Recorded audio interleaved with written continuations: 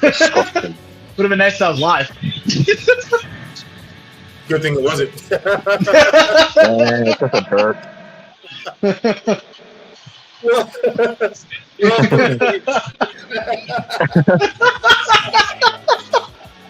What a Yo, I can't start stop laughing, earlier. bro. That's actually pretty funny.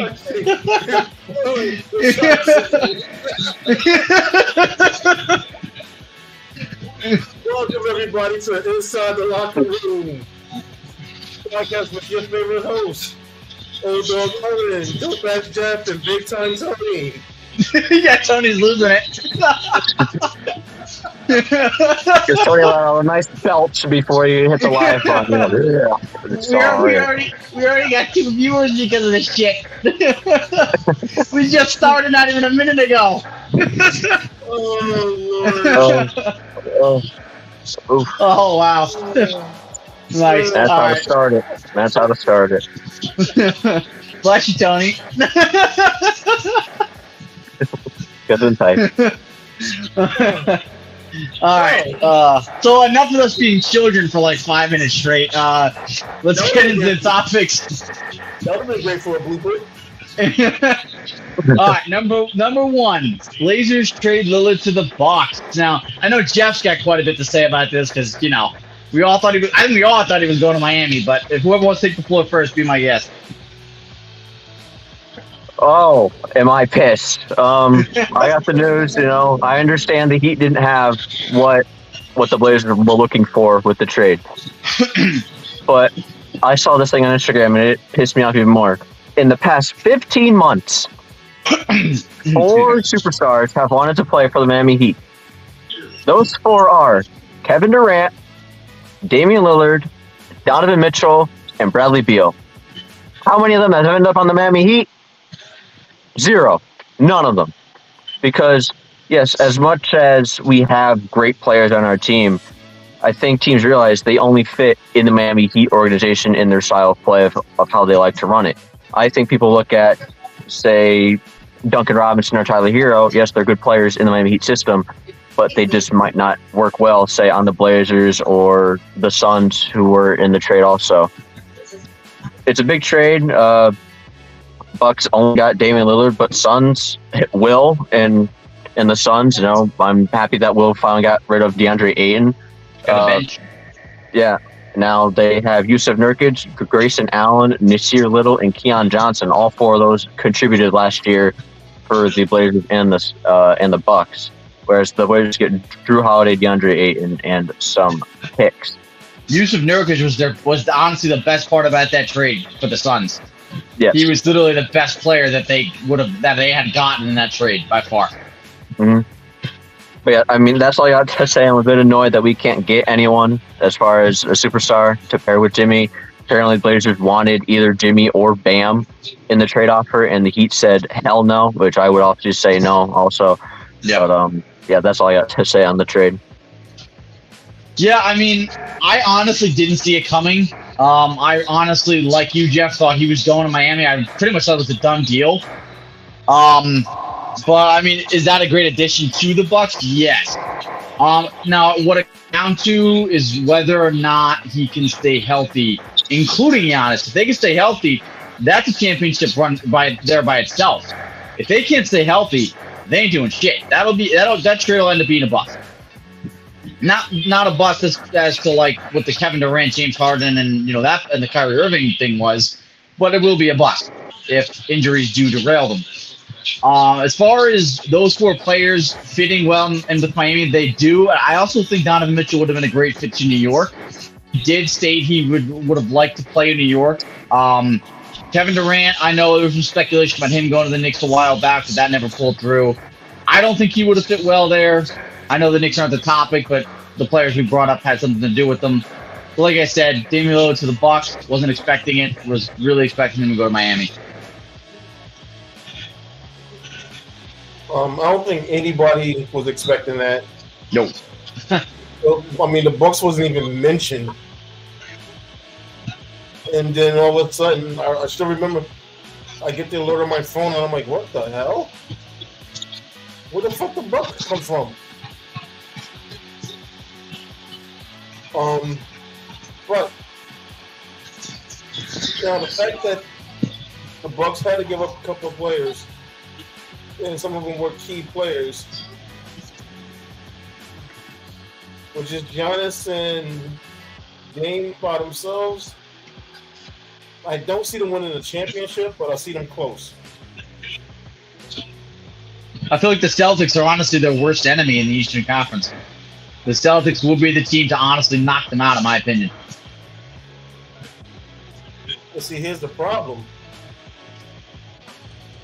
When Dame's contract up, is he going to want to resign? Mm-hmm. Yeah, I mean, that's the big thing. And I think with the addition of Celtics getting Drew Holiday, that is going to be a problem for the Bucks. Though that team, I believe, will be the team to knock out the Bucks, whether it's in the Eastern Conference semifinals or the Eastern Conference finals. If they don't win the chip, it's going to be them that is going to knock out the Bucks. So, yeah, this just be interesting. And now that the first major trade has been done, let's see who's going to be on the move now. Question though, what do we think of Drew Holiday going to the Celtics? That was kind of a surprise to me when I saw that earlier. I think it was today that I saw that this morning. I think it was this morning. It might have been yesterday. Yes, it was this morning. So this morning, yeah. What do we think of that? Well, I know there was a lot of teams that was looking to trade for Drew Holiday. Knicks were involved. Yep, the Knicks were involved. The Suns were involved. The Golden State Warriors was involved. Because it was going to try to work out a way to send Chris Paul back to Phoenix and the Warriors get Drew Holiday. It's Drew Holiday is one of those players where he's like a spark plug. You know, he can either get you going or he'll stall you out. Yeah. I think it's a great pickup for the Celtics because they were going to have to go with either Malcolm Brogdon or Derek White, and I think that they already chose Derek White in the offseason already. So to send Malcolm Brogdon away along with Robert Williams, which I think might hurt them in the long run if you really want to think about it. Yes, they get better in the backcourt, so there's a good defender on the perimeter. But you think about Robert Williams, he's their anchor on defense along with Al Horford down there. So to get rid of him, sending him to the Blazers, I don't know how that'll work out. But, I mean, obviously the Celtics are going to be a very top team in the East no matter what. Like you said, Owen, I think it'll be them and the Bucks duking it out pretty much all season for that number one spot in the East. And I just want to go back on the Bucks for a bit. Tony, you said that all they have is Lillard and Giannis. I tended to disagree. They have Lopez, who came in second in the Defensive Player of the Year voting last year. They have Middleton, who was coming off the injury pretty much all last year, and then he finally showed up in the playoffs for a bit against the Heat, and he'll be back to fully healthy. I think that Bucks team does, but yes, the two stars right now are Damian Lillard and Giannis, but they have more around them than just those two. But then I did sit and realize why the Bucks did this, because of all of the demands that Giannis made. It does now make sense on why the Bucks did this. No. Sorry, Brian. No. Because of all the demands that Giannis made. If you don't get me help, I want out. I don't want to play for you guys anymore if you don't get me a good enough help, and that's just why they made this move to get Damian Lillard. I mean, yeah, you mentioned Lopez, but he's up there in age. He's not going to pretty much have much more to give. And Middleton's coming off of an injury, so we don't know if he's going to still be the same. You know, he did show up a little bit in the playoffs, but it wasn't a full 82 season. It was a short spurt. Now you got to actually do it for a full season. And with the new rules that they have for resting players, you know, we don't know how that's going to turn out.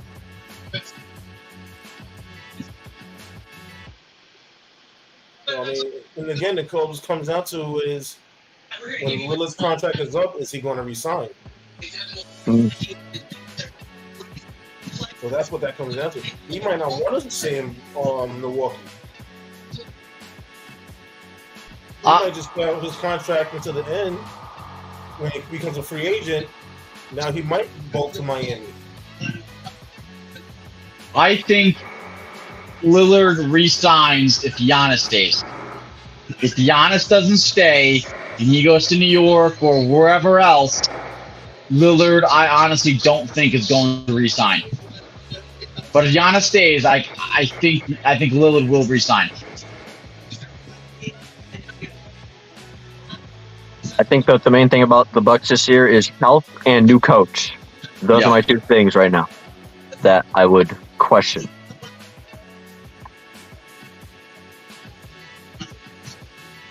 That's all. Okay, so we're on.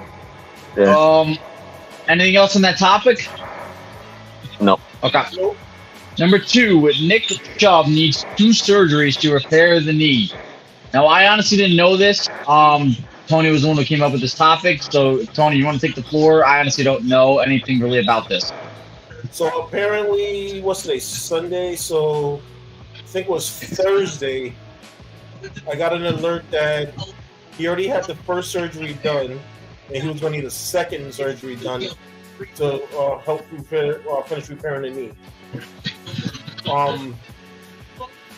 That knee must have been seriously damaged to need 2 surgeries to repair it. So now I'm wondering, is his career might possibly be over?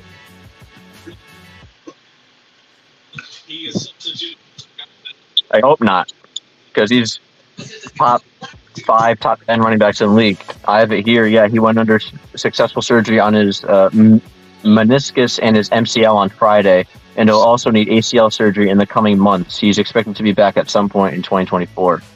So I hope it's not season ending, but yeah, that knee must have been really messed up if he's going to need 2 surgeries on it. I just hope that he has a successful recovery through the offseason and there's no setbacks for him. Yeah, it sucks because the 2 surgeries he's going to need it's the long recovery process, and we just don't know if he's going to be the same when he comes back. I mean, he is a top 5 running back right now. Jeff, I agree with 100%. He is often overlooked in fantasy football when drafts go on. He always goes, honestly, 2nd or 3rd round, and I think he's a great running back. Like you said, Jeff, top 5, but it all comes down to if he's going to come back the same. I don't think he'll come back the same. I personally don't think so either. I really don't think so.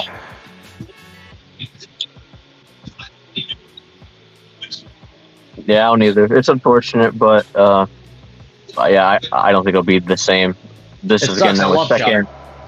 This now his second major knee injury that he's had. It's on the same knee, so I just don't see the same Nick Chubb coming back. Yeah. Anything else with that topic, guys? Or nope. Okay. Week 4 picks recap. Now, I wrote my picks down. Jeff, do you want to list them off one by one, and we'll see whether we got them right or wrong? Yep.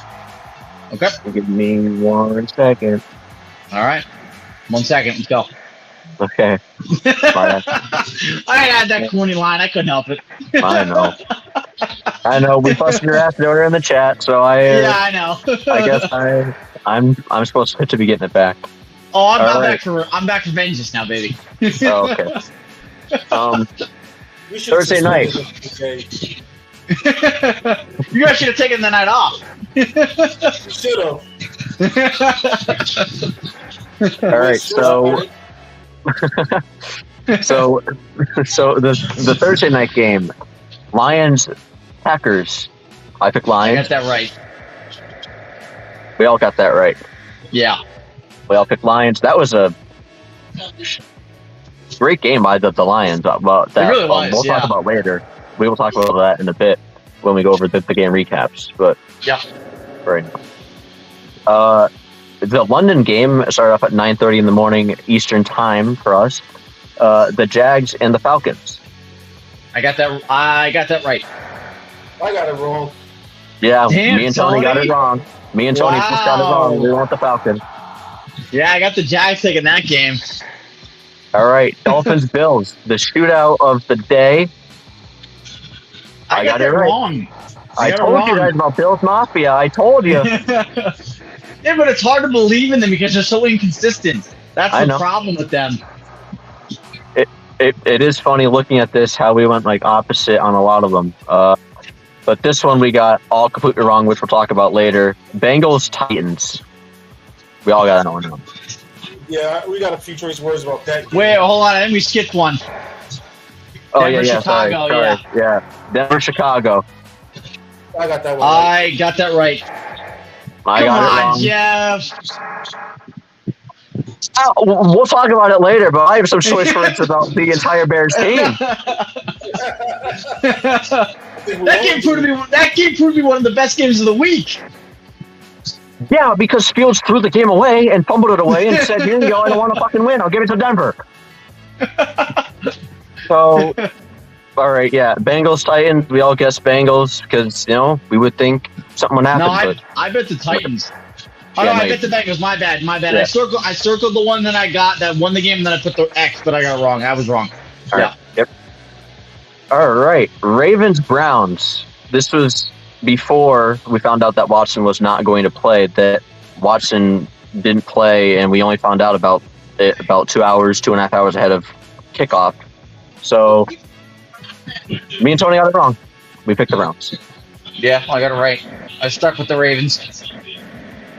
All right, Rams Colts. I got that one right. Yeah, I got that right.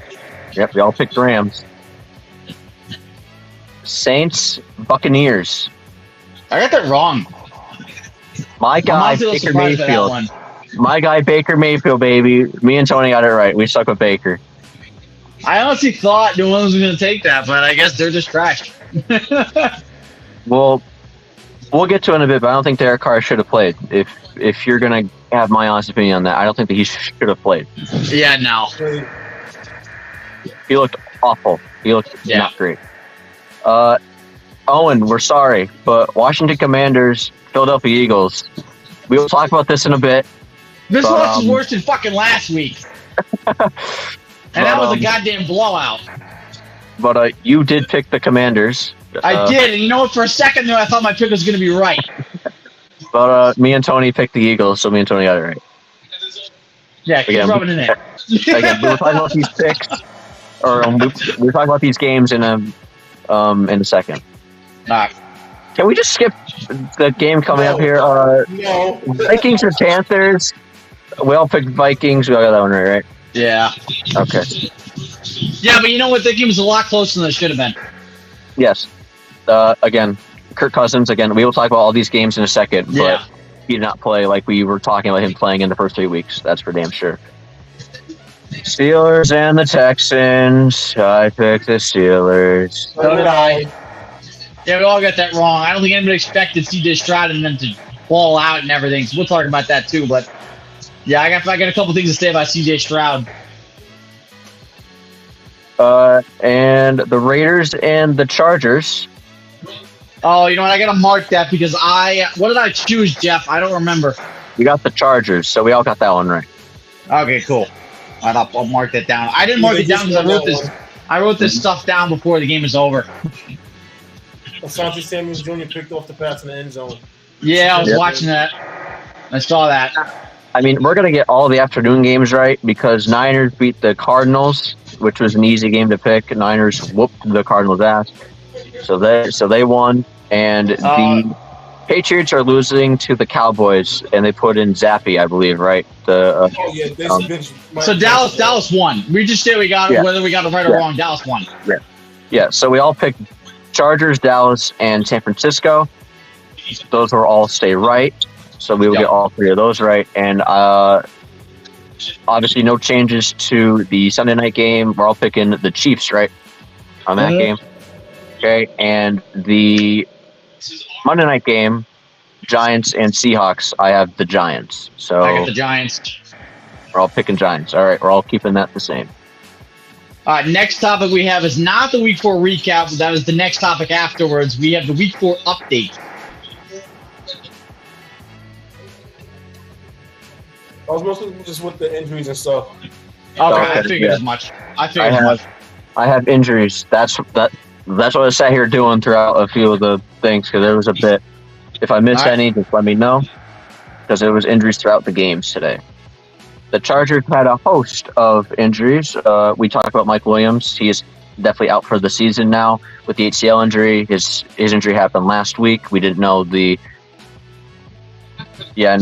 CMC went crazy today for the Niners. Alshekor did not play again with an ankle injury versus the Raiders. Derwin James and Joey Bosa with hamstring injuries did not play versus the Raiders, but it did not matter. They still won the game regardless. We all know why Eckler's really not playing. Why is that, Tony? They're trying to get rid of his ass again.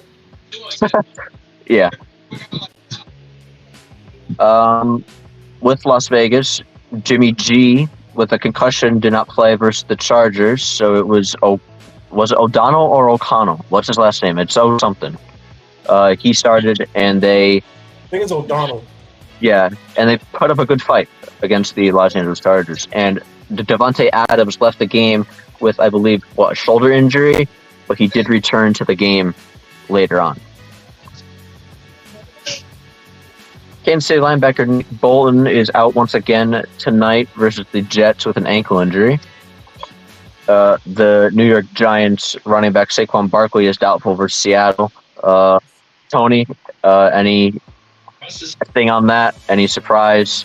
Anything you want to say on Saquon more likely not playing against Seattle? I still think that's going to be a game time decision. If he does play, do you want him on like a snap count? I would say yeah. Yeah. Just to protect his ankle. Yeah. We talked about this a bit before. New Orleans quarterback Derek Carr, AC joint in his shoulder. He did play today for Tampa Bay. Again, I don't think he should have, but he did anyway. I understand giving it your all to your team, but there's got to be a point in time where you just realize to just take a week off and just rest. And he played, and they lost. Tampa Bay wide receiver Mike Evans left the game with a hamstring injury versus New Orleans, and he did not return. So that, you could definitely tell, hurt them a little bit in the offensive wide receiver group there, but they got the win regardless. All right, Denver had 2 injuries coming in, 1 leaving the game. Linebacker Josie Jewell with a hip and Justin Smith with a hip injury did not play for Chicago. And the running back Javonte Williams also left the game with a hip injury and did not return for Chicago. Pittsburgh had 2 key injuries leave the game today against the Texans. Tight end Pat Freiermuth with a hamstring, he left the game and did not return, while their quarterback Kenny Pickett with a knee injury left the game versus Houston and did not return. Deebo Samuel, he had a ribs and knee injury, but he played versus Arizona. Arizona wide receiver Marquise Brown with a thumb, he played versus San Francisco. Carolina running back Miles Sanders with a groin injury, he played versus Minnesota. And this is a developing story throughout the league right now. Chicago wide receiver Chase Claypool was told to stay home by the team, did not even show up to the stadium, to just stay home. He was told to stay home today. Wow. So he was inactive. They're looking to trade him. Yep. They're sick of him. Mm-hmm. Cleveland quarterback Deshaun Watson, as I mentioned earlier, he was ruled out with a shoulder injury versus Baltimore. Baltimore cornerback Marcus Williams, he was ruled out. Cincinnati wide receiver T. Higgins with a rib injury left the game versus Tennessee. And Buffalo Bills Tre'Davious White with an Achilles injury left the game versus Miami. He's feared to have a torn Achilles. In the replay video, you could see him turn around as if someone bit at his ankle, and there was no one there. So, prayers out to Tre'Davious White, because he tore his ACL a few years ago also. So, yeah, I was watching that game. It literally was a non-contact injury. Yeah, and like he turned around immediately, like as if someone was grabbing at his ankle, and there was no one there. So you always tend to think it's the Achilles. That is all the injuries that I have. That is it. And I knew it was an Achilles injury when the whole team came out on the field. Mm. Because it started with just the training staff and a couple of players, and it was trying to get them up. And the next thing you know, they sat them back down. The whole team came out and they brought the cart. So I was like, "Oh, that's an Achilles.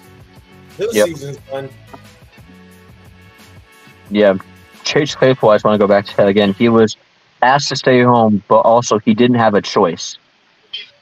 He was staying home today. He was not going to play today versus the Broncos. Yeah, they already said they're looking to trade him. Yeah. I don't want him back on the Steelers, that's for sure. So they can keep him. They're tired of his antics and his bullshit. Yeah. And that's all the injuries that I have today. So, unless he straightened his act, his NFL career, he might be looking at playing in Canadian football. Yeah. With Joey Manziel. All right, next topic we have. This is the one that'll be a little longer. This is the Week 4 recap. All right. Again, I have all the games here. As I was saying, the Thursday night game was a blowout I really wasn't expecting to see. I thought there was going to be more of a close game. Lions-Packers. Lions beat the Packers 34-20. Lions looked really good. I didn't get to watch the game, but just seeing all the highlights, they just looked in control from start to finish there at Lambeau. So not really. Yeah. The defense flipped, but yeah, it was. Jared Goff had an alright game. Montgomery had a big game. He had 32 carries, 121 yards, and 3 touchdowns. Yeah, and I had him on the damn bench for your league, Tony. But Packers had a not great game all around. Dave Montgomery, I would say, just carried the Lions to victory in that game. Anything on that, guys? Let's move on. No, except the fact that I should have started him.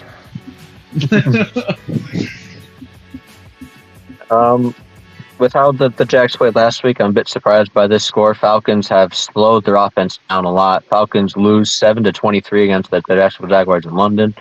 Falcons offense, I'm guessing, did not do well. I didn't watch the game.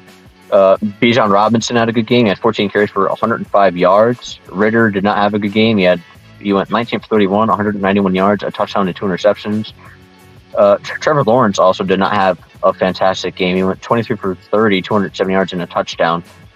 So really, more of a defensive game or just a lack of offense game. But the Jags go to 2-2. They beat the Falcons.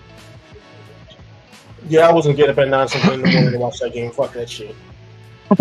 I was up for I got up around 9 and I caught, I don't know, the first quarter, but I wasn't really intrigued. I wasn't really interested in it. It ended up being a blowout anyways.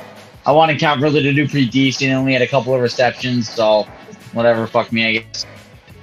Yeah, really had a few catches. He did have that touchdown, but that was pretty much it from him. The only touchdown You good, Owen. You're good.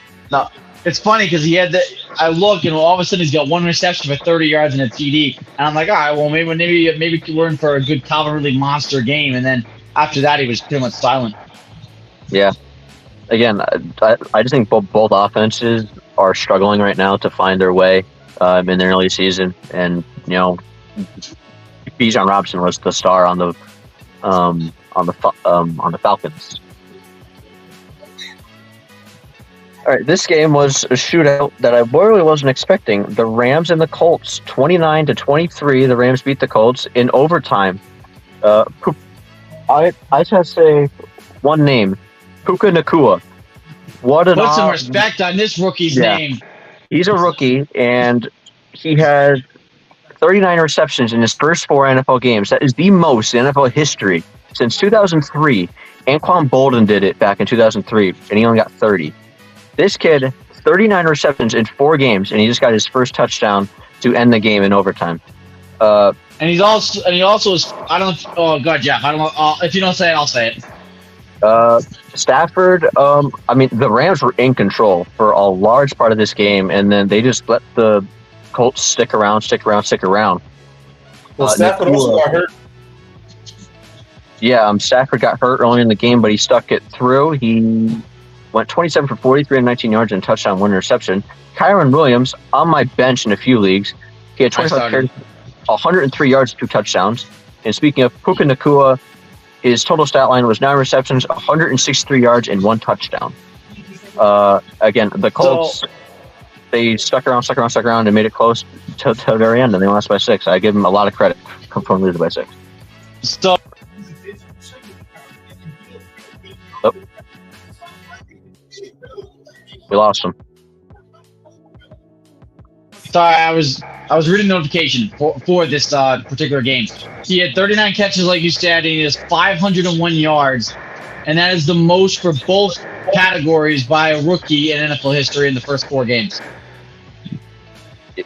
It's absolutely incredible that they're able to do this again. You think without Cooper Kupp, think they have not had Cooper Kupp the entire year so far, and they think he's going to be practicing this week. He could play next week, but if they want to play it safe, they will sit him again, and then he'll be ready for week 6.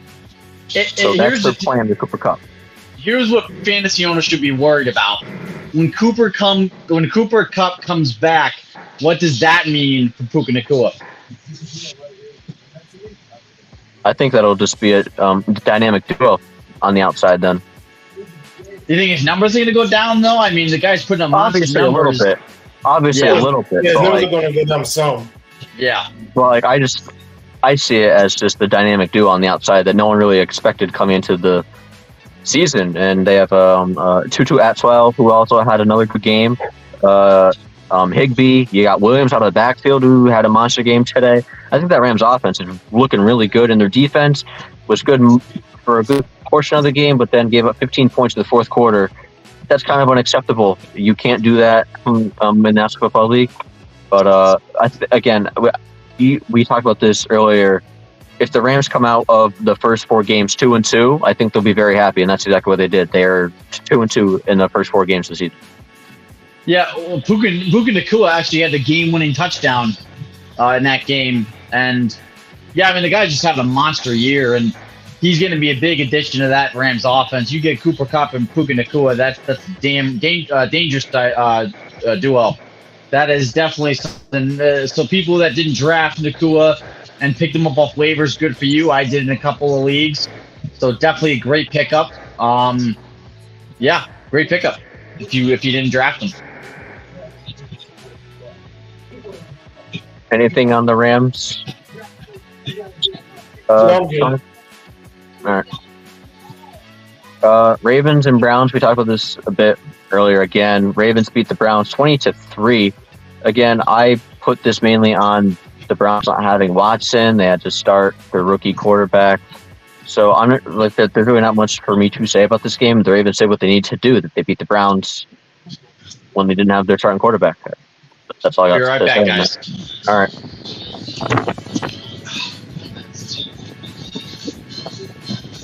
Nothing on that, Tony. It was a shit game from start to finish, pretty much. I mean, it would have been nice to know that Watson wasn't going to play more than 2 hours before the fucking game started. Yeah. But the fact that it looks from what I saw from the highlights, the defense can even stop anybody. And that was supposed to be one of the best ranked defenses in the league right now. Mm-hmm. So, we can just chalk it up to a bad week for the Browns. Just in general, you can't, they were out on the field more than they were used to, I would probably say, because of that rookie quarterback. That they had to be out there on the field more snaps than if, say, Watson was out there. So, all right, I'm trying to take my time a little bit because we all have something to say about the Bengals game, which is coming up soon. Vikings beat the Panthers 21-13. Again, I want to talk about Cousins just for a quick second. We said how good of a game he's been having in the 3 losses. In the win, they win this game. With his stats looking like this. 12 for 19, 139 yards, 2 touchdowns, 2 interceptions, and they win the game. But then Yeah, What did yeah, say I last know, week? Tony. You What were did I say saying. last week? I know. In the first 3 weeks, he had over 300 yards in every single game, multiple touchdowns, about one interception, a fumble, or whatever. They win this game when he throws for 139 fucking yards, 2 touchdowns, 2 interceptions. The league doesn't make sense anymore. The worse you play, Wait, you what are win we that talking game. about? Kirk Cousins here and the Vikings. They finally win their first game. They win 21-18. And this fucker goes 12 for 19, 139 yards, 2 touchdowns, 2 interceptions, and they win. Wow. Because I told you, if he throws for 300 or 300 yards. If he throws for less than 300 yards, they will win. They win. and he got his ass laid out. I know. It you just see doesn't that? make sense. Yeah, I did. I saw that he got his ass laid out on that pick 6. Oh, he got his ass dropped. But, Panthers did not look great today either. Bryce Young went 25 for 32, 204 yards. Their only touchdown came on that pick 6, by the way. So they had that pick 6 and then 2 field goals. So for Bryce Young is not looking good compared to Mr. C.J. Stroud, which we will talk about in a bit. Owen wants to talk about him coming up. Tony does too. So that's it on that game. Looking like a genius again. All right, here's the game we're going to be talking about for a bit. The Bengals lose to the Tennessee Titans 3-27. That is the most shocking game of the week by far. Tennessee ran all over them.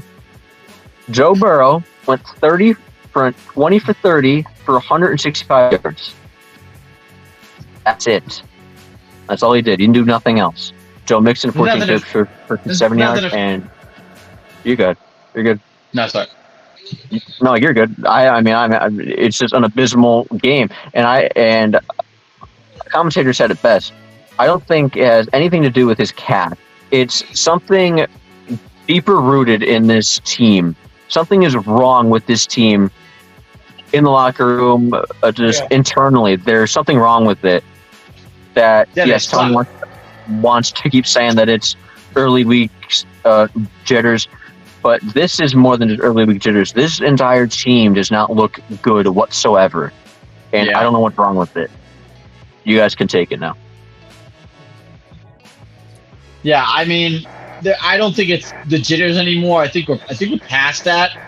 There's something, like you said, Jeff. There's something that goes deeper with this team. There's something going on that we don't know about, and the chemistry isn't there. The confidence isn't there. The ability just to win the game, period, just isn't there. There's nothing there. Like there's no hope. There's no confidence. There's nothing. It's just empty. There's nothing there, and I don't understand why. I mean, this team was in the Super Bowl. Was it 2 years? Was it 2 years ago? Or 3 years ago? I want to say 3. Yeah, I think so. This team was in the Super Bowl 3 years ago. The last 2 years they were in the playoffs. Put up a fight. That's another thing I'm looking for. There's no fight in this team. There's no fight whatsoever. I feel like once they either give up a lead or they fall behind, that's it for the entire game. They just don't show any fight or any love in the sport, and they just give up after they give up the lead or they don't have a lead. That's what I have to say. This is a tough one because it's so hard to say what's going on with this team. I mean, I know they've, for the past couple of years, have gotten off to a slow start. But that's only for the first 2 weeks. Mm-hmm. We're almost a third of the way through the season. And these guys apparently forgot how to play football.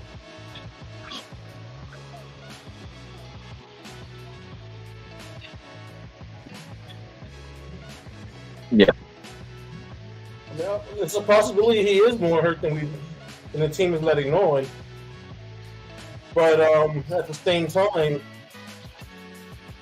I mean, if he's that hurt, why are you risking the future? Sit his ass down. Because it's not worth it. Obviously, I mean, I was watching the highlights for that game, and Derrick Henry looked like the Derrick Henry of old. Yes. He was just literally it turned into smash build. He was just running people the fuck over like he was a Mack truck. Mm-hmm. And Tennessee's defense was relentless from start to finish.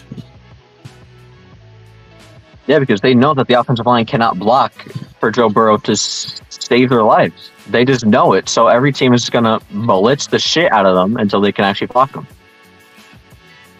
So, yeah, something needs to be done about that team because now they're, 1-3? Yeah, they're 1-3, and they only barely won. They only just barely won against the Rams, by the way. That game was awful.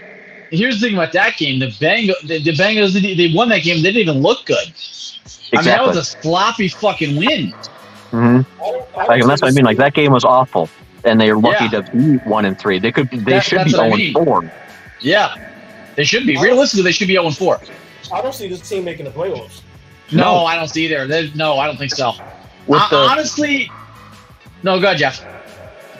Well, just think of the division. Steelers, I'm not going to say anything about them right now.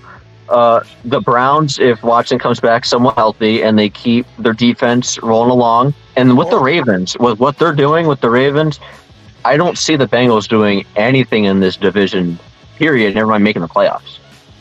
There was something that we didn't know about the Browns game that I just found out. Myles Garrett was hurt. Really? And he still played.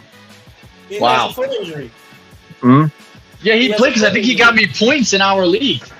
Yeah, I mean, he did play because he had a lot of sacks or tackles for loss from what I saw in the highlights. But he was pretty much limited to what he could do because of the foot injury. But back to the Bengals. I mean, yeah, T. Higgins got hurt, but I mean, you got two of the most dynamic wide receivers, one on each side, and Burrows don't have time to get him the ball. You can tell that something's still wrong with that calf because he really can't push off and throw as like he wants to. The offensive line, I mean, the only offensive line I've seen worse than the Bengals is the fucking Bears.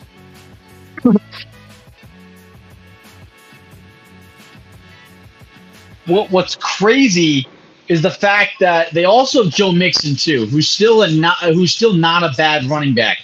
He's not as good or as explosive as he once was, but he's still a decent running back. Not Travis Kelce. He's on the TV. Joe Burrow went from a quarterback that in fantasy was drafted in the second or third round to honestly people that drafted him are benching him because he's not playing well. He went from a quarterback that was drafted in the first couple rounds, and now we're to the point where he's getting benched every week because he's not putting up good numbers. I benched him for Jared Goff. Yeah, there you go, exactly, dude. First of all, I started him over Russell Wilson, and Russell Wilson played better than Joe Burrow did this week.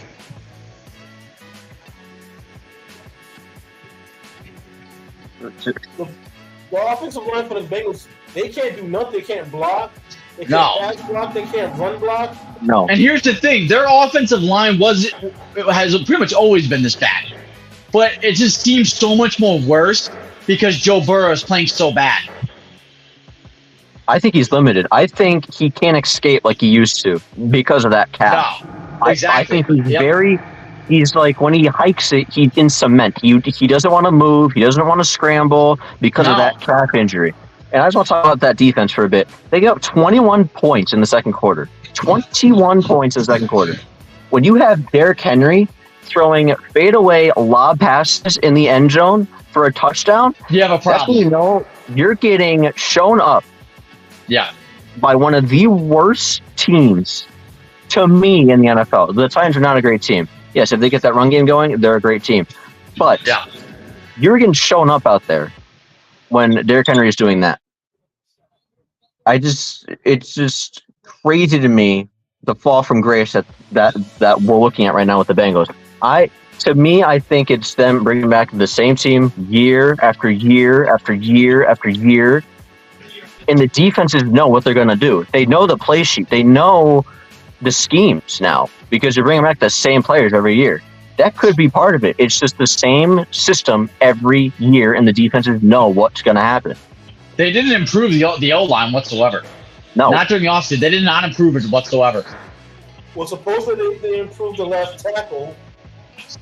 Yeah, the Orlando Brown, I think they got from Kansas City. Yeah. But, I mean, what good he's going to do if the rest of the offensive line is a fucking turnstile? Yeah. Yeah, like he can block all 5 guys that are running at them. He can only block one person or like maybe 2. Exactly. But like that's go ahead, Jeff. It's just again, that's like it just dawned on me. They brought back the same group of people on both ends of the sides, and teams are noticing what's going to happen. They see one formation, they go, "Oh, it's going to go to Chase or Higgins right here." It's just the same team every year, and they expect it to work every single year. People are going to figure out what you're going to do. Yeah. And here's the thing. I feel, and I'm sure other people do too, that this Joe Burrow's career might be one of the most backward careers I've ever seen. First, his rookie year, he gets hurt. I remember because it was the Commanders-Bengals game, right? He gets hurt. He's pretty much out for the whole year. He didn't play. Second year, he comes in, he dominates, shows up. I believe that was the year they went to the Super Bowl. They lose. Third year, he comes into the league. He plays good again. They make the playoffs. They get eliminated, but played well. Fourth year, this year, they're playing awful. He's playing awful, playing through an injury, not playing the same. Most backwards career I've ever seen. Now, here's something to also think about, too. You notice all of this has happened after he just signed that big-ass contract. Yeah. Yep.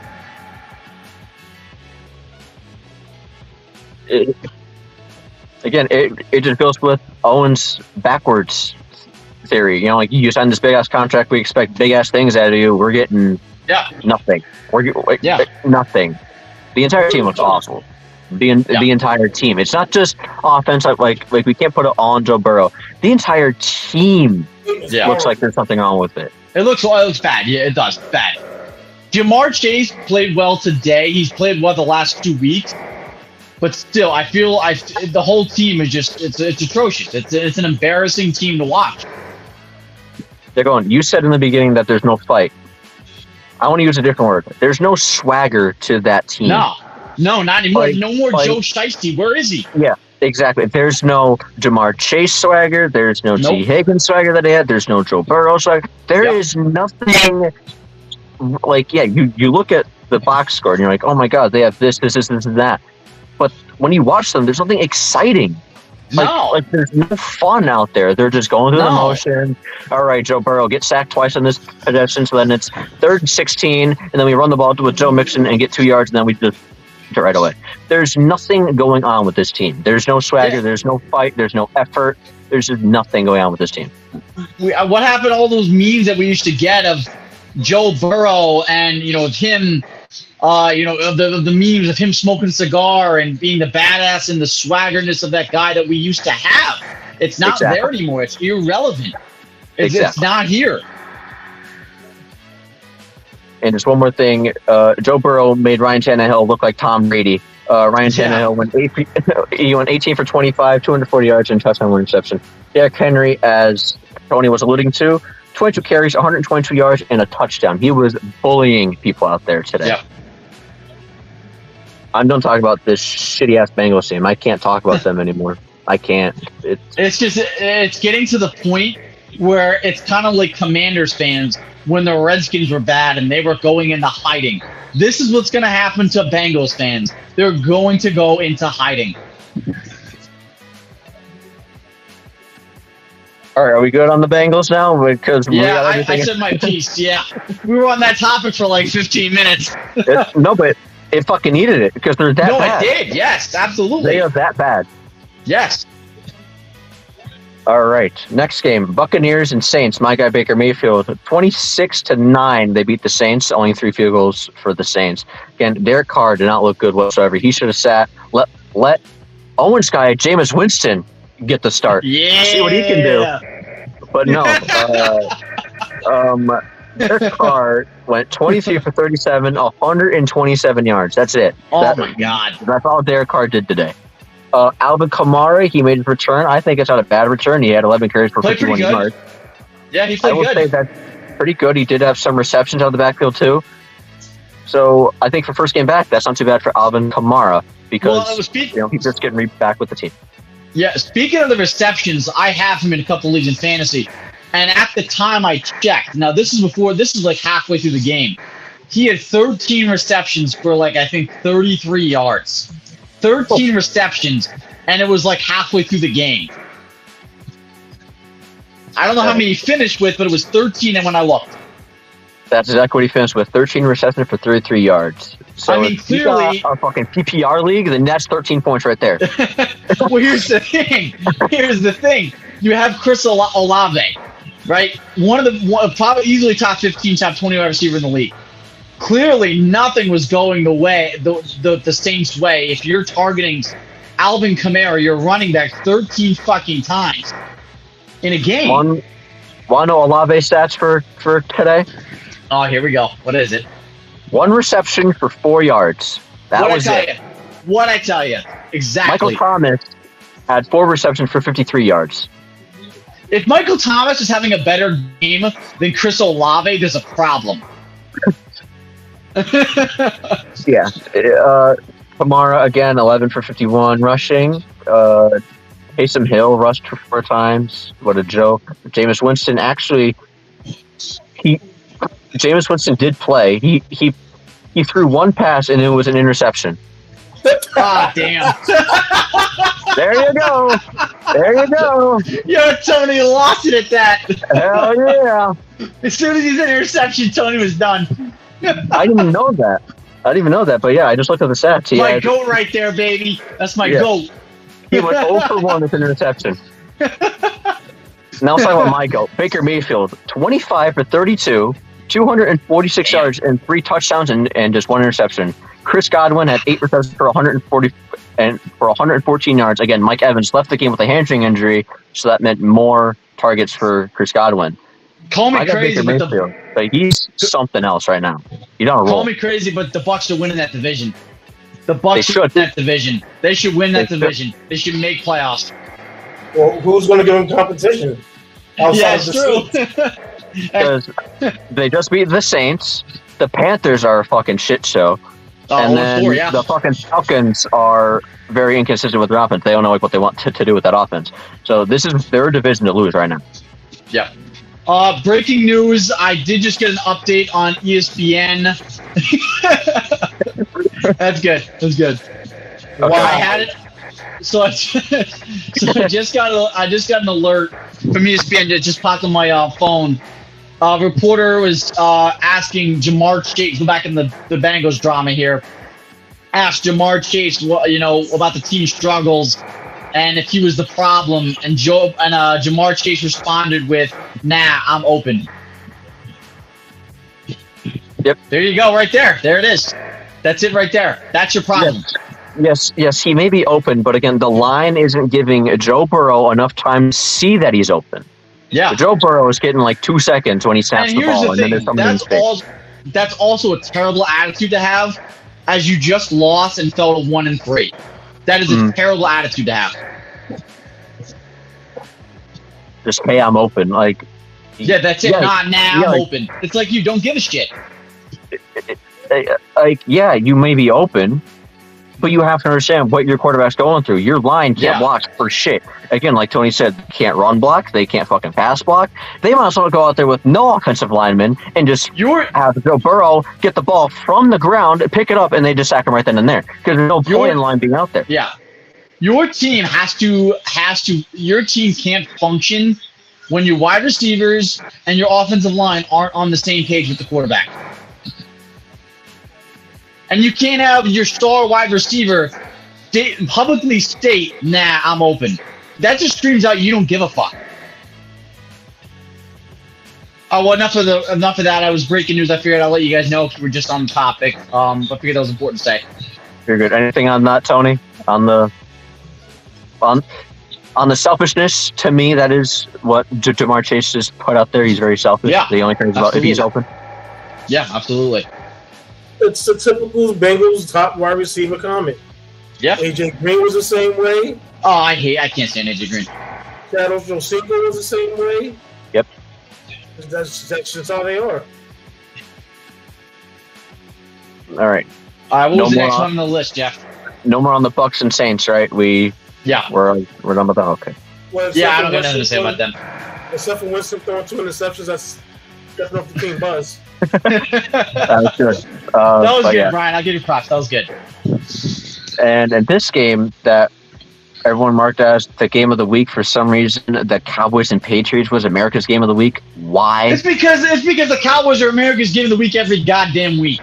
Yeah, because they're America's team. Fucking America's bullshit. Team. But, the Dolphins get whooped by the Bills 20-48. The Bills looked really good after that week 1 disaster against the Jets. I think the Bills are back on track. They had that very bad week 1 on Monday Night Football. Yeah. It was a bad game. Monday night. No, I think it was Thursday night. It was Monday. Monday was a Monday. Okay. Yeah, it was Monday. That's right. Yeah, it was Monday. They had that very bad week 1.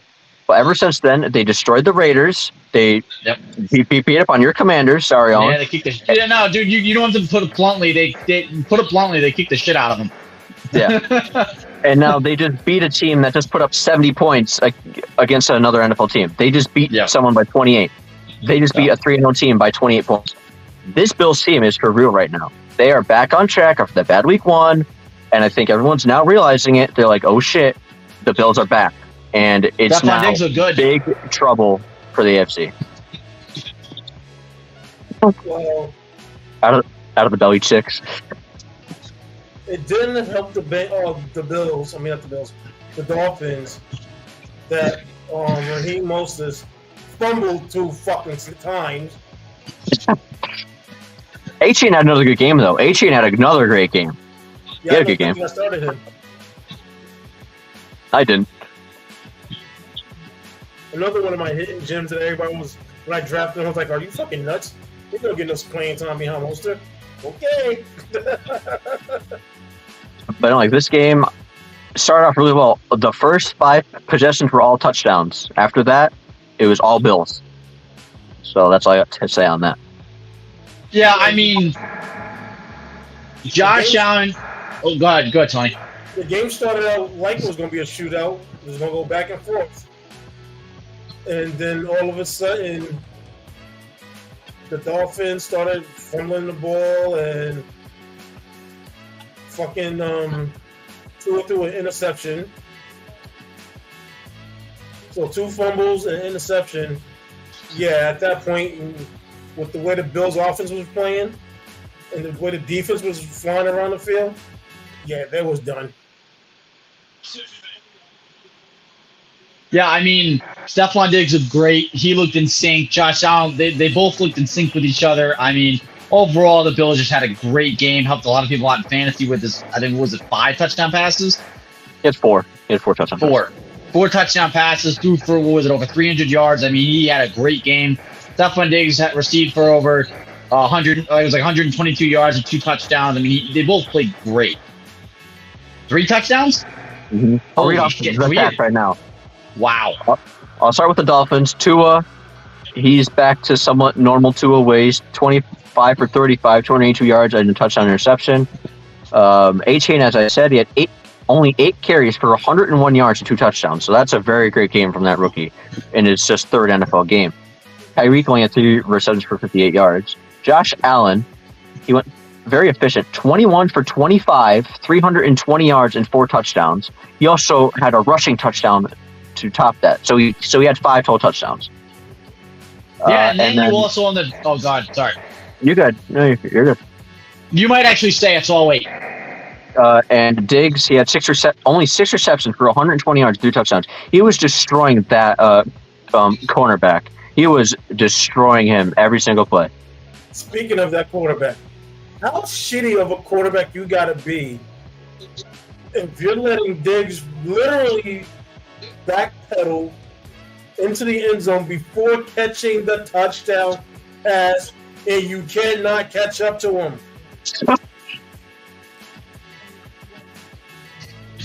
You guys think I'm joking? There was one touchdown play where Diggs got to the goal line, he literally turned around, just as Allen was throwing the pass, was backpedaling to the back of the corner. And the quarterback could not catch up to him to defend the pass. I'm like, are you fucking serious? How shitty of a quarterback you gotta be for that? It's like the Dolphins defense just went the fuck to sleep. Well, one player I think we need to talk about, he was on the Dolphins, Devon Achane. The guy had over 100 yards again. He's got over 300 yards in 2 weeks and 6 touchdowns in a matter of 2 weeks. He had 100 and something yards today and 2 touchdowns. Yeah, we already mentioned him. You did? Yeah, I said him right after Tua. I said Achane had 8 carries for 101 yards and 2 touchdowns. But no, you are right. He has like over 300 yards in 2 weeks. Yeah, it's crazy. 6 touchdowns. 6 touchdowns in 2 weeks. Well, it's funny because I was watching NFL Fantasy Live. I watched it every day whenever it's on, and they were saying, "Oh, you should just avoid starting Devon Achane because he's not gonna be a touchdown guy like he was last week." Well, they were wrong. He had another 2 touchdowns. I mean, to have over 600 yards in 2 weeks, and 200. Do the math here. Over 300 yards rushing and 6 touchdowns is absolutely insane. As a backup running back, he would have had 3 touchdowns if the cornerback didn't have a good angle on him to stop him before he got to the end zone. That's crazy. Yeah. Again, that's only his 3rd NFL game. He didn't even play week 1. He only started playing week 2, and this is just his 3rd NFL game, and he has 6 touchdowns. He had a shoulder injury in week 1. Yeah, so his numbers could be even greater if he did play week 1. And I think if Mostert fumbles like one more time, I think he'll be the starter now, and then Mostert will be the backup. That's just my opinion on that. Well, I don't know if you guys watched any of that game, but there was one play in the 4th quarter. It was 4th and they said it was 4th and 1, but it really was a little bit more than 4th and 1. And the play that they had designed, the formation, if they would have ran it out of that formation, they would have had a first down. No, what they do, they call for a passing play, and you have Devon. I'm always going to fuck up his last name. Devon Achane.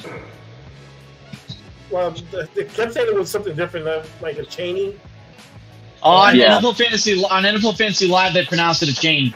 Yo, with fucking Tony Romo commentating the games, we're gonna say however he wants to fucking say it. So I'm just gonna say Achane. That's what I'm gonna say it.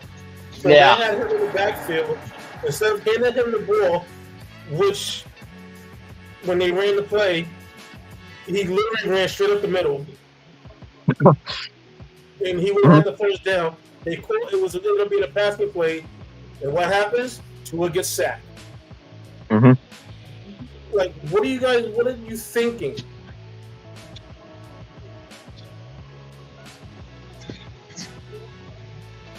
Yeah, they have a running back coming up IR also. So I think Achane is probably the head right now. I mean, that would be just my opinion on it right now. With Mostert, with how he just turns with the ball over continuously, he's had that problem in his career. And Achane has just been a monster through his first three weeks. I think he's just going to be that number 1 very, very soon. Because the speed on that Miami team is ridiculous.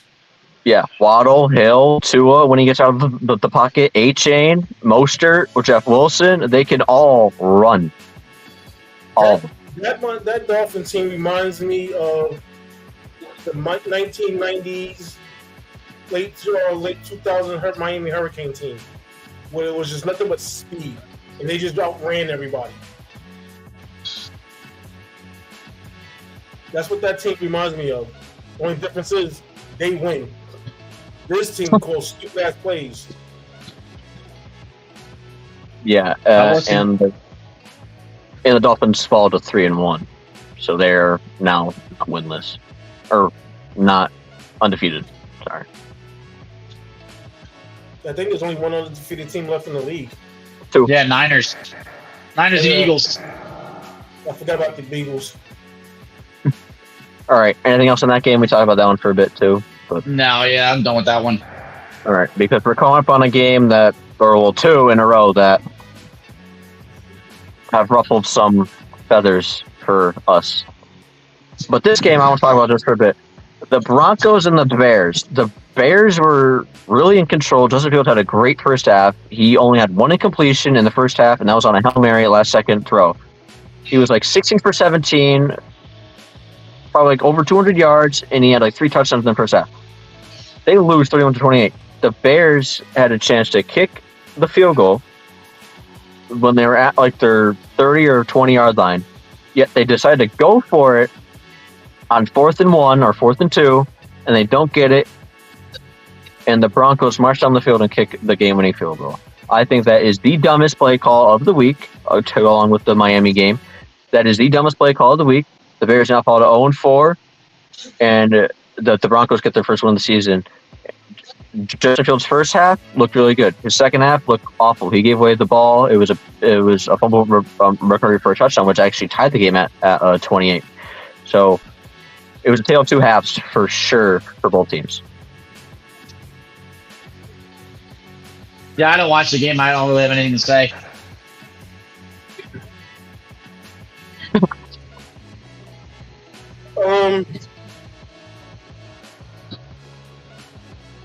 I'm just gonna say it. When we did our preseason picks, yeah, we was way off when it came to the team. Yep.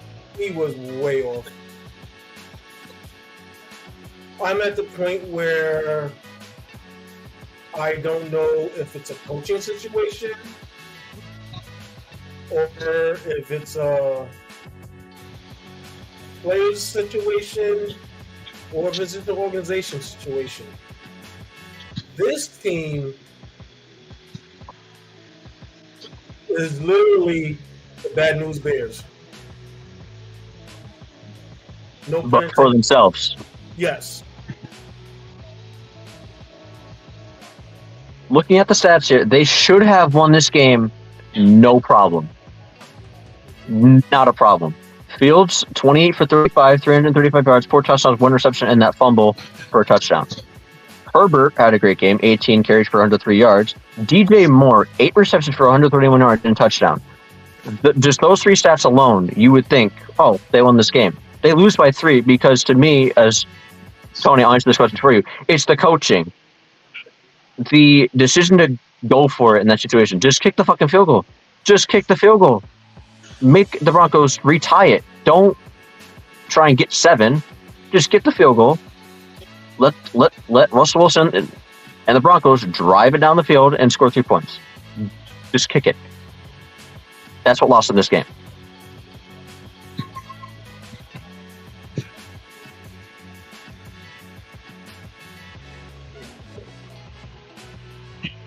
I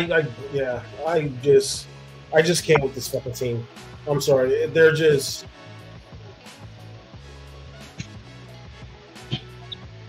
They're a laughing stock right now. They are a laughing stock. But the thing is, to be a laughing stock has got to be funny. They're not funny. I mean, it's funny that they lost to the Broncos a little bit. I mean, yeah, you lose to a team that gave up fucking 70 points the week before. Did anybody expect the Bears to score 70? No.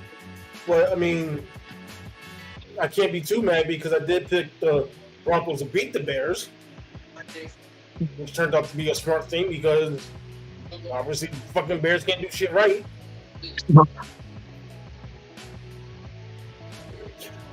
Yeah, let's just move on.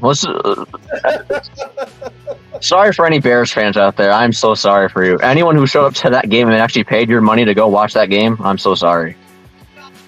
And Owen, I'm going to be apologizing to you. The Washington Commanders lose 31-34. This was a great game. One of the greatest games of the week. Yes, because I did not expect the Commanders to put up 31 points against this great Eagles defense. And they only lost by 3. They took the Eagles to overtime. Only lost by 3. What a great ending to the actual fourth quarter with the last-second touchdown to Jahan Dotson. Sam Howell looked nothing like the Sam Howell from last week. Owen, take it away. It's your team. Except one thing that's the main concern I have is the fact that he's been stacked 5 times in the last 2 weeks. He was stacked 3 times today. And those 3 times he was stacked could have potentially been a play that would have put them up for good or won the game. Now, overall, their offense was great. Their offense has looked pretty damn good the whole entire season except against the Bills. They really haven't had any trouble putting up points. Week 1, we put up over 20 against the Cardinals. Week 2, we put up over 30 against the Broncos. Week 3, we only put up 3, but it was also against a very stingy Bills defense. Week 4, we put up 31 against a really good Eagles defense. We're not having problems putting up points. I think it's our defense that's the problem. It's our defense. That's the problem. Sam Howell doesn't look that bad. He looked terrible last week. I have no excuses for last week. He looked excellent this week. It was a great bounce-back week. I just think the Eagles' offense was just too good that our defense couldn't keep up. A.J. Brown had a night. He had almost 200 receiving yards. DeAndre Swift, their running game, they pretty much ran all over us. Other than that, though, I really don't have many complaints. They played well. I mean, that last second, I thought the game was over when there was a minute 36 left in regulation. And then all of a sudden, we're driving down that field. People will be like, oh, the penalties helped them. There wasn't many penalties in that last minute 36 to get us down that field. We pretty much got down there on our own and scored a game-tying touchdown as time expired. I thought that was incredible. I really did. I have no complaints except for the fact that we lost. We'll bounce back Thursday when we play Chicago. I think we'll beat Chicago no problem. That should be an easy win, I would think. Overall, though, I'm pretty happy with the way they played, except for the loss.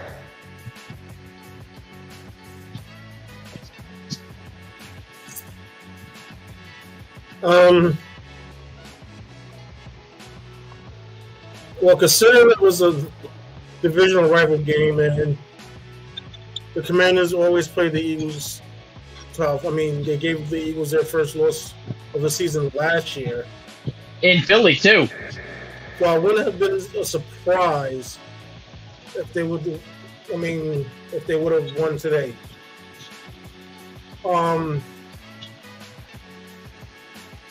I know at the beginning of this, when we did our preseason pick, I know I picked you guys, I think, finished below 500, I think it was. Yeah. So did I, to be honest. I actually did, too. I picked him at 7-10. I see him finishing better than that. I see them probably, maybe one game over 500. If they beat the team they're supposed to beat. This team offense is dangerous. Yeah. With the exception of last week's offense. I don't know whose offense. I think you No. guys borrowed. No, that's what I'm saying. I think you guys borrowed the Bears playbook last week. Yeah. That's what I'm saying. Our offense is not the problem. It's honestly our defense.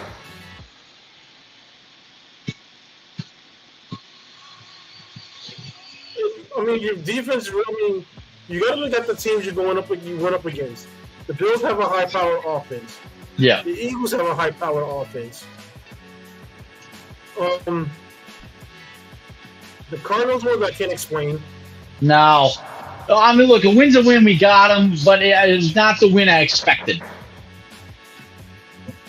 But you guys was going up against offenses that no team is going to be able to stop like that. The fact that you guys took them to overtime made a statement that your offense is here. Eric Bieniemy, even though players were complaining about him and stuff like that, this offense is looking good in Washington. It is. Regardless of the complaints, his offense is looking good. Just promise.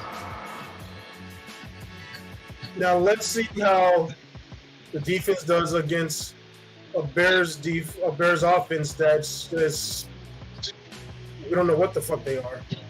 If they give up 30-something points to the Bears or go into overtime, then you know your defense is an issue.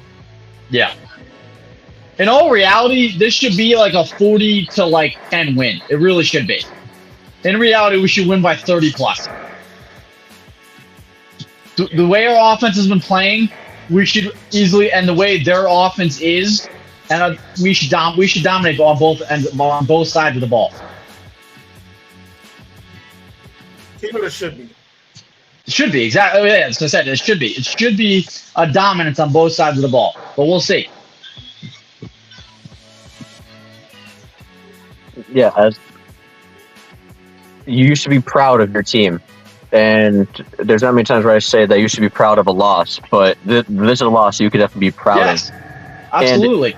And your defense wasn't really bad throughout the entire game. Again, it's the Eagles' offense. They're gonna have a high power play of some crazy plays throughout the game, but your defense completely wasn't bad.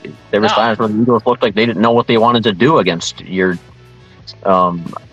against that defense. So really a good loss, and you'll probably never hear me say this ever again. But this is a good loss. Nothing but good out of the offense. It is. And the defense was not horrible. It was just a better offense that they were going against. Yeah. Exactly. Yeah.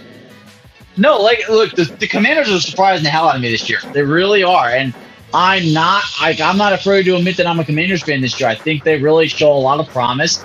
They're playing with heart, and they're playing good. I think in all reality, they are playing pretty damn good this year. Well, they may be 2-2, but they're playing good. You should never be afraid to admit who your allegiance is to your team. Well, I mean, if you're a Bears fan this year, I think. Yep. Yeah, those Bears fans have those fucking paper bags over their head now. They're like, not a Bears fan. Yeah. And I'm getting to that point. We're going to move on. I have no excuses, nothing about this. Steelers lose to the Houston Texans 6-30. Our defense looked like... Not the same, that's for damn sure. No, if you took some 8th graders from Texas and put them out on the field and said, here you go play defense against the Texans. Yes, CJ Stroud is a huge part of it. I know that you two have some to say about CJ Stroud. He should have been the number one overall pick. That's number one right now, because Young has not looked like the number one overall pick CJ Stroud has. Our defense looked horrible. The entire team looked horrible. My thing is, our offense relies on our defense way too much. As you see in this game, if our defense does not get any takeaways and get our offense any short field, we suck. There's no getting around it. We suck on offense. If our defense cannot do anything against the other team. That's where I'm at. Kenny Pickett got hurt. Hopefully it's not severe. If we have to go with Mitch Trubisky, I'll be pissed. Thank you. Yeah, Najee Harris looked okay at times throughout the game. That's it. That's the only bright spot, is that Najee Harris looked at least like he wanted to run the ball today. Well, the Texans looked way too good. Nico Collins tore us up in the secondary. Dameon Pierce was running people over. CJ Stroud was done today. Horrible week for the Steelers. Here's the thing that we need to do to Tony. We need to apologize, because he said CJ Stroud is the real deal. I'm sorry, Tony. I'm sorry, Tony. You were right. Where's my...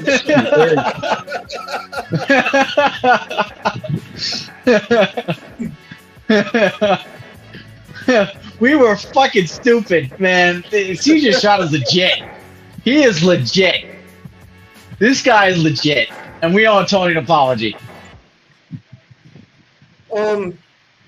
Like when we did our predictions, and you guys was asking what was I thinking, and I was like, just watch this team. This is going to be a young, hungry team that, because it's going to be their first year in the NFL, they have no expectations.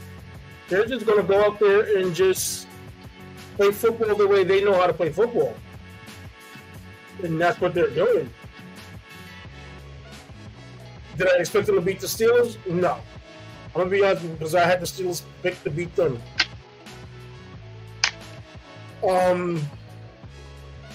I knew CJ Stroud would be good, but I didn't think he was going to be this good this early in the season.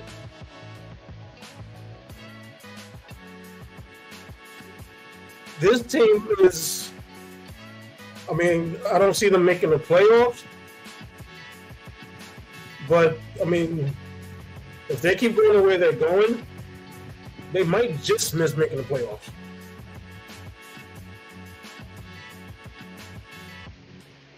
Because there's another quarterback in that division that I picked and told you guys about as well. When we get to that game.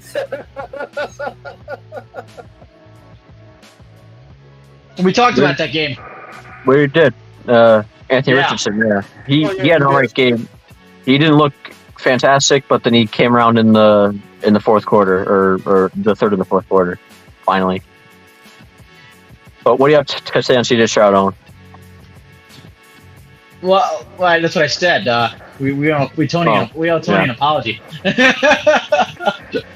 I have nothing to say except that he's legit. He really is. Tony was right, and he's legit. I mean, the guy showed. I mean, the last 3 weeks he's doing for over 300 yards and multiple touchdown passes.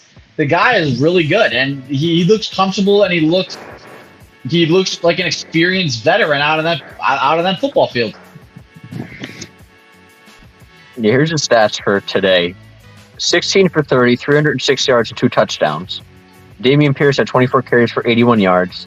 Nico Collins, 7 receptions for 168 yards and 2 touchdowns. And they looked good destroying us. I really liked their uniforms, actually. Their uniforms look really nice today. Yeah. That looked really good. So they looked really good whooping our ass today. That's for damn sure. And Kenny Pickett, I don't even want to talk about it. He went 15 for 23, 114 yards and interception. That was his day. Oof, that's rough. But then he also get hurt too, didn't he? Yeah, but that was nearly the end of the third quarter, so he wasn't doing much to begin with anyway. Oh. Yeah. We were lucky to get fucking 6 points. All right, these next games, not much to talk about. Raiders and Chargers. Chargers beat the Raiders 17-24. Again, Chargers probably should have won by a lot more than what they did. Again, they didn't have Mike Williams, and they didn't have 3 key defensive players. They didn't have 2 key defensive players. Again, they were without Austin Eckler. Raiders put up a good fight with the rookie quarterback, and going loose by 7, I think, is respectable for them in the loss. And then for the second week in a row, their defense won the game. Mm-hmm. Won an interception in the end zone. Yeah, no. After the first 2 weeks, their defense threw away the first 2 games. So, exactly. How about that? Or anything on that game, Owen? The Chargers and the Raiders? No. I mean, I was watching the game, and the Raiders looked like they were about to threaten tie the game, and then their quarterback threw the pick, and that's when I turned it off. But overall, it was looking to be a pretty damn good finish until he threw the pick, and I was like, all right, I'm done. Mm. All right. Cardinals lose to the 49ers as we all expected, 16-35. CMC went berserk on the Cardinals. Purdy had a decent game. He had 1 incompletion the entire game. Wow. CMC had 20 carries for 106 yards and 3 touchdowns, and I believe he probably caught a touchdown too. He did, yeah. He had 4 total. Josh Dobbs didn't have that. He actually had a pretty good game. 20 for 41, 265 yards and 2 touchdowns. Josh Dobbs has actually impressed me that he is doing as well as he is. Yes, CMC had 7 receptions for 71 yards and a touchdown. Ayuk had 6 receptions for 148 yards and a touchdown. Deebo Samuel did not have a catch. He did nothing all game. So nothing on that game, really, right, guys? Not really. Okay. No, nothing on that game. All right, and the final game, no one's going to really want to care or talk about. Patriots lose to the Cowboys 3-38. Not even going to talk about it. Who cares? And that's our our games. was week 5 picks. Okie dokie. Let's wait for Tony to get his up, and then we will start.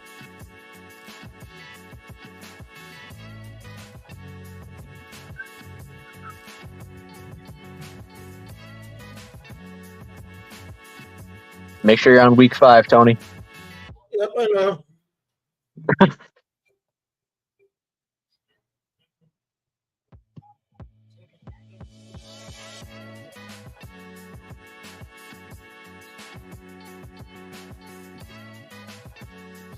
All right, we're all set. All right. Bears at Commanders. Commanders all day. Oh yeah, we're rocking with the Commanders. Tony's tempted. I feel like I see that smile, and he's just tempted to go with the Bears, but no. Jags Bills. I just have that feeling because it's a short week for both teams that the Commanders might have one of those type of games where they just forgot to get out of bed. I just see that. I honestly I could see it too, but I can't go against my team. Especially not against the Bears. No, absolutely not. Absolutely not.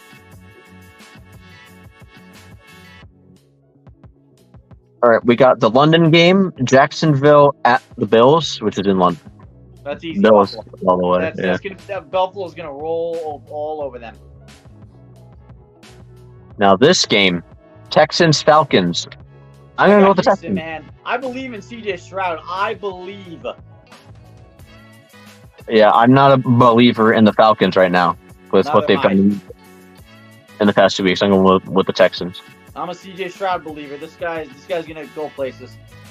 This easy game, Panthers Lions. Lions, come on. Ooh. Titans Colts. Colts, baby. Anthony Richardson. Colts. I don't know if Derrick Henry has another game like today where he's running people over. Yeah. I gotta go with Tennessee. Ooh, okay. All right. I'm going with the Colts.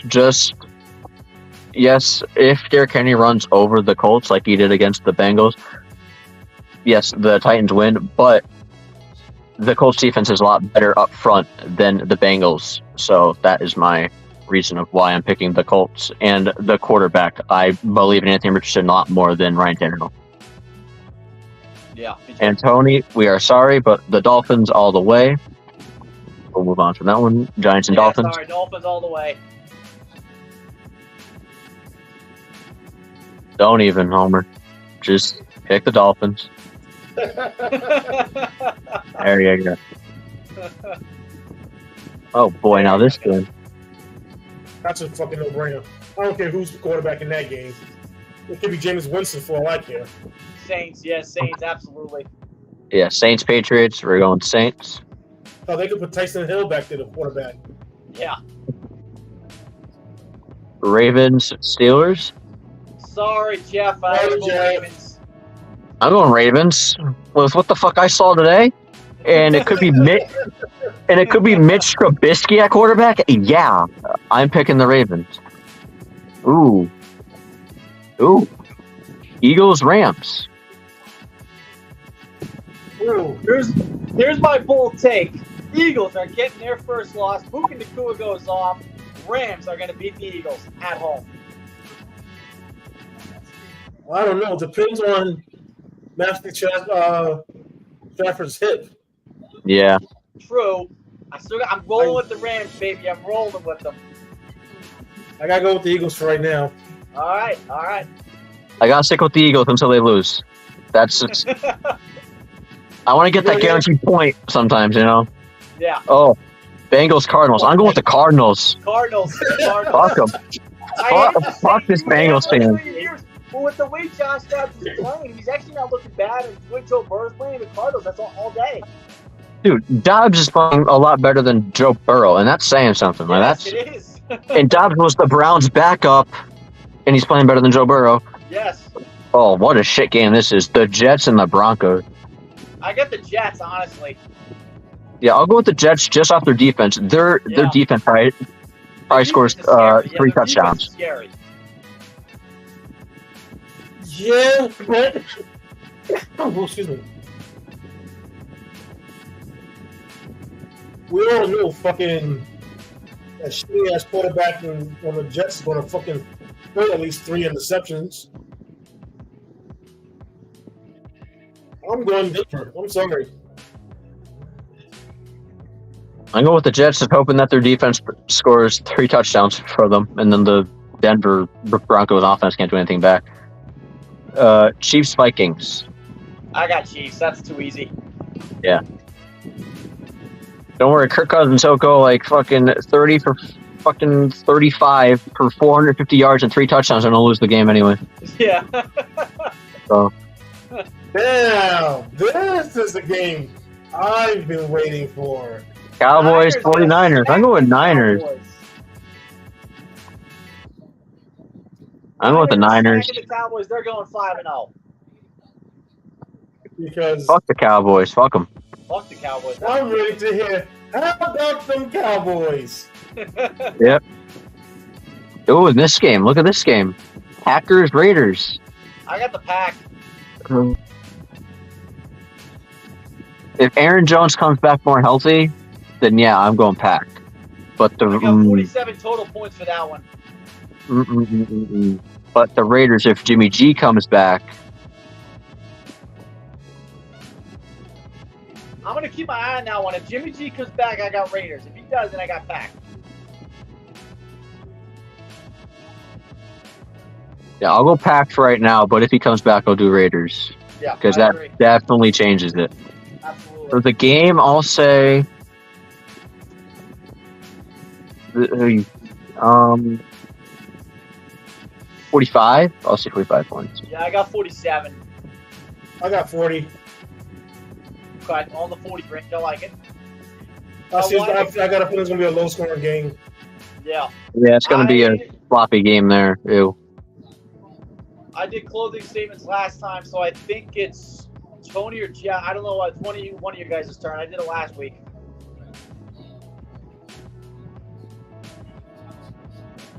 What was that? I said I did closing statements last week. Tony, I think it's your turn. Oh, that's not a problem.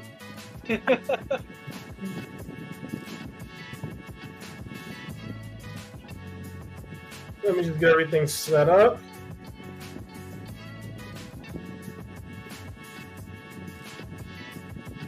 Yeah, I think the order we should go in is you, Tony, then Jeff, then me. Yeah. That's the order we've been doing. We'll just keep it that. Thanks everyone for tuning in for another week of Inside Locker Room. Yeah, thank you guys. We appreciate you. Well, we're coming to the end of the show, folks. As you know, it's been a great day. Considering the way we started off. Good thing it hasn't gone live exactly yet. We have one more comment.